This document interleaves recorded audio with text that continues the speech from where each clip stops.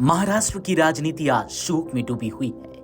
28 जनवरी को बारामती में हुई दर्दनाक प्लेन क्रैश ने न सिर्फ एक बड़ा राजनीतिक चेहरा छीन लिया, बल्कि कई परिवारों की दुनिया उजाड़ दी। डिप्टी सीएम अजीत पवार, जिनकी पहचान एक कद्दावर नेता और पवार परिवार की राजनीतिक विरासत के अहम स्तंभ के रूप में थी, अब इस दुनिया में नहीं रहे। उनके साथ इस हादसे में 4 और जिंदगियां भी हमेशा के लिए थम गई। लेकिन इस शोक के बीच एक फैसला लोगों का ध्यान खींच रहा है। अजीत पवार का अंतिम संस्कार शमशान घाट में नहीं, बल्कि बारामती के विद्या प्रतिष्ठान परिसर में पूरे राजकीय सम्मान के साथ किया जा रहा था। सवाल यही है कि परिवार ने यह जगह क्यों चुनी। इसका जवाब सिर्फ परंपरा में नहीं, बल्कि एक सोच और एक विरासत में छिपा है।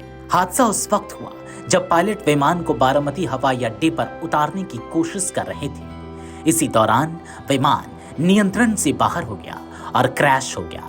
इस दुर्घटना में deputy CM Ajit Pawar, pilot captain Sumit Kapoor, को पायलट शांभवी पाठक, फ्लाइट अटेंडेंट पिंकी माली और personal security officer Videep Jadhav सभी की मौके पर ही मौत हो गई। पूरे राजनीतिक जगत में शोक की लहर है। प्रधानमंत्री से लेकर राज्य के वरिष्ठ नेताओं तक हर कोई श्रद्धांजलि दे रहा है। बारामती, जो पवार परिवार की राजनीतिक और सामाजिक कर्म भूमि मानी जाती है, आज गम में डूबी हुई है। परिवार के फैसले के पीछे जो सबसे बड़ा कारण है, वह है विद्या प्रतिष्ठान।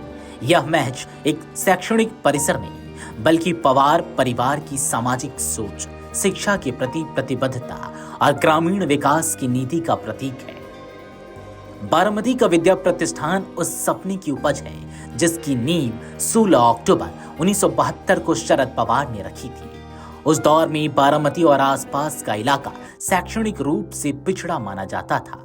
अंग्रेजी माध्यम की शिक्षा, तकनीकी संस्थान और आधुनिक संसाधन ग्रामीण बच्चों के लिए दूर की बात थी। शरद पवार का सपना था कि किसान, मजदूर और ग्रामीण पृष्ठभूमि से आने वाले बच्चे भी वही अवसर पाएं जो बड़े शहरों के छात्रों को मिलते हैं। इसी सोच के साथ बंजर जमीन पर इस संस्थान की शुरुआत हुई।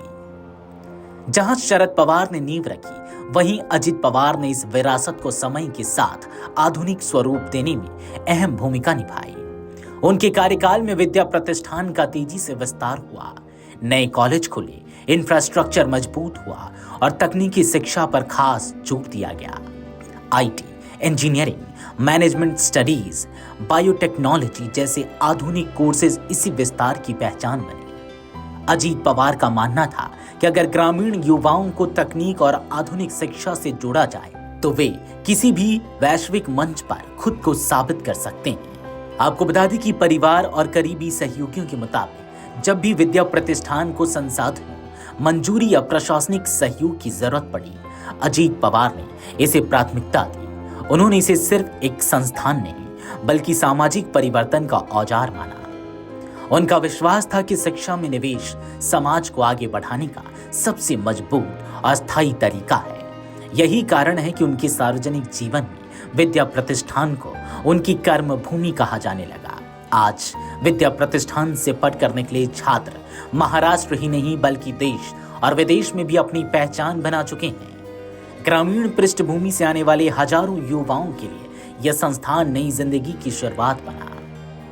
इसी भावनात्मक और वैचारिक जुड़ाव के कारण परिवार ने यह तय किया कि अजीत पवार का अंतिम संस्कार उसी जगह होगा जिसे उन्होंने अपने जीवन के काम से सींचा।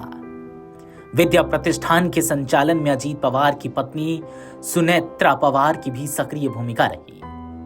संस्थान के प्रबंधन, शैक्षणिक माहौल और दिन प्रतिदिन की व्यवस्थाओं में उनकी भागीदारी ने इसे एक तरह से पारिवारिक जिम्मेदारी का रूप दिया। आज जब विद्या प्रतिष्ठान में अंतिम संस्कार की तैयारियां चल रही थी, तो यह सिर्फ एक नेता की विदाई नहीं थी, यह उस सोच को अंतिम सलाम था जिसने शिक्षा को राजनीति से आगे समाज परिवर्तन का माध्यम माना। अजीत पवार की चिता उसी जमीन पर जली जहां से उन्होंने हजारों जिंदगियों को रोशनी देने की कोशिश की। वीडियो डेस्क, अमरउजाला.com। अगर आप ये वीडियो YouTube पर देख रहे हैं तो हमारे चैनल को सब्सक्राइब कर बेल आइकन दबाएं और Facebook पर देख रहे हैं तो हमारे पेज को लाइक करें।